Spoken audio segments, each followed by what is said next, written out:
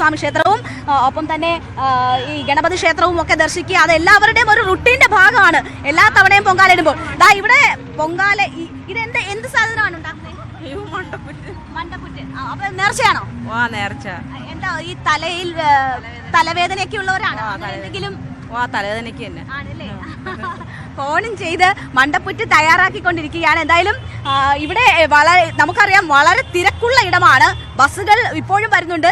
ഈ ഒഴുക്ക് എന്ന് പറയുന്നത് അവസാന സമയം അമ്പലത്തിലേക്ക് ദർശനത്തിന് പോകുന്നവരും ഇപ്പോൾ നഗരത്തിന്റെ പല ഭാഗങ്ങളിൽ നിന്നും എത്തി പൊങ്കാല ഇടുന്നവരും. എവിടെ നിന്നാ വരുന്നേ? അയ്യോ, ഞങ്ങള് മരുതൂരിൽ നിന്ന് വന്നത്. പൊങ്കാല എവിടെ ഇടുന്നേ? സ്കൂളിനകത്ത്. സ്ഥലമൊക്കെ നേരത്തെ മോളുണ്ടല്ലോ. ഇത് ആദ്യത്തെ പൊങ്കാലയാണോ? ആദ്യത്തെ പൊങ്കാലയാണോ? എങ്ങനെയുണ്ട്? തിരക്കൊക്കെ കണ്ടിട്ട് എങ്ങനെയുണ്ട്? എവിടെ ഇടുന്നേ പൊങ്കാല? എവിടെ ഇടുന്നേ?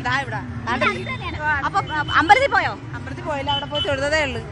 പുറത്തുനിന്ന് തൊഴുതിട്ട് വന്നു. തിരക്കുകാരനാണോ? എവിടെയാ പൊങ്കാല ഇടുന്നേ? ബസ് സ്റ്റാൻഡിന്റെ അവിടെ. ബസ് സ്റ്റാൻഡിന്റെ അവിടെ. അമ്പലത്തിൽ പോയോ?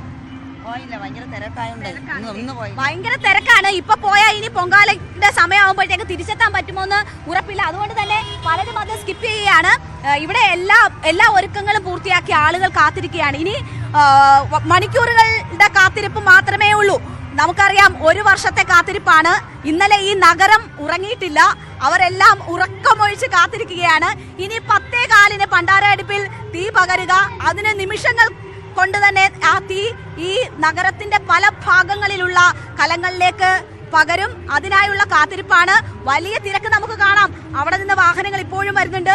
അവിടെ നിന്ന് ഇറങ്ങി ലക്ഷ്യസ്ഥാനത്തേക്ക്, ഒരുപക്ഷെ നേരത്തെ ബുക്ക് ചെയ്തിരിക്കുന്ന ഇടങ്ങളിലേക്ക് അല്ലെങ്കിൽ കണ്ടുവച്ചിരിക്കുന്ന ഇടങ്ങളിലേക്ക്, ബന്ധുക്കൾ ബുക്ക് ചെയ്തിട്ടിരിക്കുന്ന സ്ഥലങ്ങളിലേക്കൊക്കെ ആയിട്ട് ആളുകൾ പോവുകയാണ്.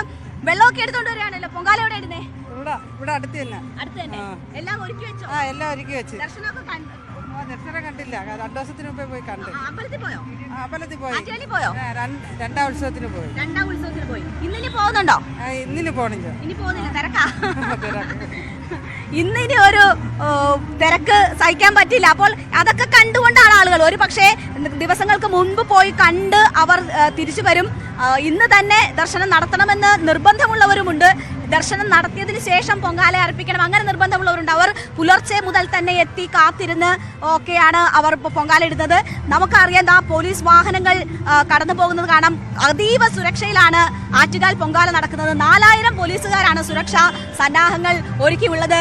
മഫ്റ്റിയിലും പോലീസുകാരുണ്ട്.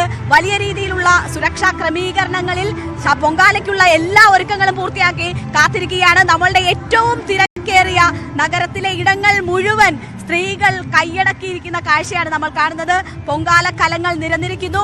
അവർ എല്ലാ ഒരുക്കങ്ങളും പൂർത്തിയാക്കി. ഇനി ഒരു അറിയിപ്പ് കിട്ടുക, പണ്ടാര അടുപ്പിലേക്ക് തീ പടർന്ന് എന്നുള്ള ഒരു അറിയിപ്പിനായുള്ള കാത്തിരിപ്പാണ്.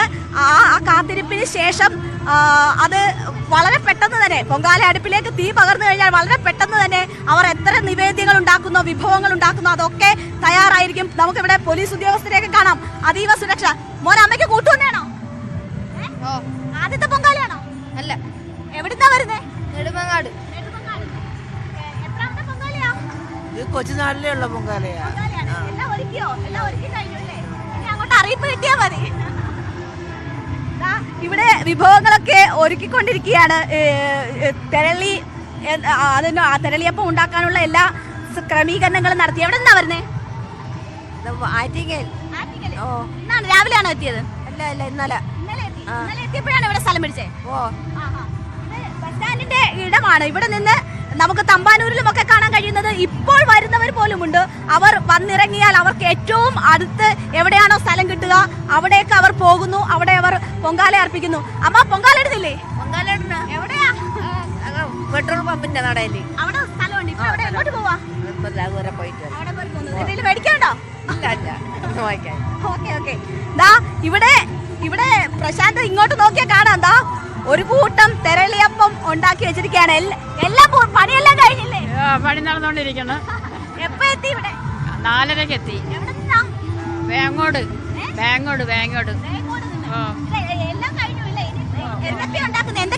തെരളി ഉണ്ടാക്കുന്ന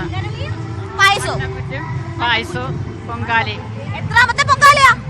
അങ്ങനെ പറയാൻ പറ്റൂല, കുറെ വർഷങ്ങളോണ്ട് വരുന്നത്. കൂട്ടുകാരാണോ നിങ്ങള്? നമ്മളെ അനിയത്തിയും ചേട്ടത്തിയും ഒക്കെ തന്നെ എവിടെ നിന്നാ? വേങ്ങോട് നിന്ന് എത്തിയവരാണ്. തെരളിയപ്പം ഉണ്ടാക്കുകയാണ്. തെരളിയപ്പത്തിന്റെ എല്ലാ പണികളും പൂർത്തിയാക്കി. ഇനി ആവി കയറ്റിയാൽ മതി. പലഹാരം റെഡിയാണ്. നമുക്ക് നോക്കാം. ഈ ബസ് സ്റ്റാൻഡിന്റെ പരിസരം മുഴുവൻ കലങ്ങൾ നിറഞ്ഞിരിക്കുകയാണ്. അതിനിടയിൽ സർവീസ് നടത്തി ഏറ്റവും അവസാന ആളിനെയും ലക്ഷ്യസ്ഥാനത്തേക്ക് എത്തിക്കുന്ന KSRTC ബസ്സുകൾ നമുക്ക് കാണാം. ആ തിരക്കേറിയ ഇടങ്ങൾ മുഴുവൻ കൈയടക്കിക്കൊണ്ട് പൊങ്കാല കലങ്ങൾ നിറഞ്ഞിരിക്കുന്നു. അവിടെ എല്ലാ ഒരുക്കങ്ങളും പൂർത്തിയായിരിക്കുന്നു. ഇനി അവർ മറ്റ് ദർശനങ്ങളൊക്കെ നടത്തി അവിടേക്ക് തിരിച്ചു വരുന്നവരുണ്ട്. ഈ ഒഴിഞ്ഞിരിക്കുന്ന കലങ്ങൾ എന്നൊക്കെ പറയുന്നത് അവരൊക്കെ ഒരുപക്ഷെ അമ്പലങ്ങളിൽ ദർശനത്തിനൊക്കെ പോയവരായിരിക്കും. അവർ അവരുടെ സ്ഥലത്തേക്ക് തിരിച്ചെത്തും. എന്തായാലും എല്ലാ ഒരുക്കങ്ങളും പൂർത്തിയാക്കി കാത്തിരിക്കുകയാണ് ആളുകൾ.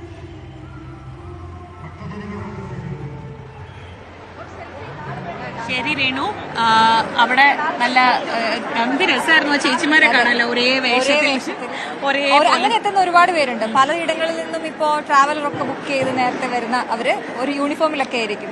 ഒന്നവർക്ക് കണ്ടുപിടിക്കാൻ എളുപ്പം. മറ്റൊരു കാര്യം ഞാൻ ശ്രീജോട് പറഞ്ഞു ചേച്ചി, പൊങ്കാല സാധനങ്ങൾ വാങ്ങുന്ന കാര്യമല്ലോ, പൊങ്കാല ഫാഷൻ ഉണ്ട് ഇവിടെ. ഞാന് സത്യം പറയാലോ, ഞാൻ ഇങ്ങനെ ചുറ്റും നോക്കി നിൽക്കുകയായിരുന്നു. എന്ത് ഭംഗിയാണെന്നറിയാമോ, പല പല വേഷങ്ങളിൽ പല പല സ്റ്റൈലിൽ വരുന്ന ആളുകളെ കണ്ടോണ്ട് നിൽക്കാൻ തന്നെ വലിയ രസമാണ് കേട്ടോ. അത് നമുക്കൊരു പേഴ്സണൽ വായ്നോട്ടം എന്നൊക്കെ പറയാം. പക്ഷെ ഇതിനെ വായ്നോട്ടമായിട്ടൊന്നും കാണേണ്ടതില്ല. ഇത് സൗന്ദര്യാസ്വാദനമാണ്. നല്ല ഭംഗിയിൽ പല പല വേഷങ്ങളിൽ പല പല, അതായത് സെറ്റ് സാരിയിൽ എന്തൊക്കെ കാണിക്കാമോ, അതായത് ഞാനതാ പറഞ്ഞ പൊങ്കാല ഫാഷൻ തന്നെ ഉണ്ട് ഇവിടെ.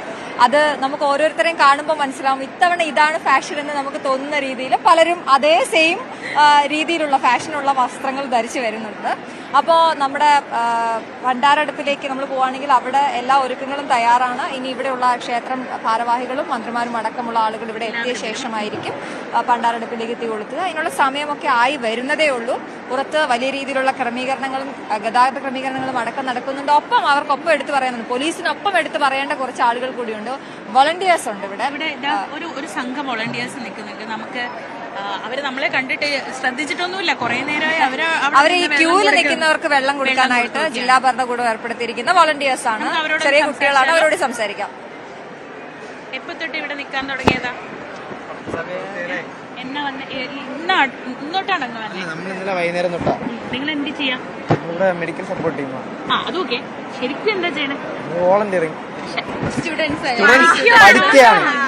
വോളണ്ടിയേഴ്സ്. എവിടെയാ പഠിക്കണേ എല്ലാരും?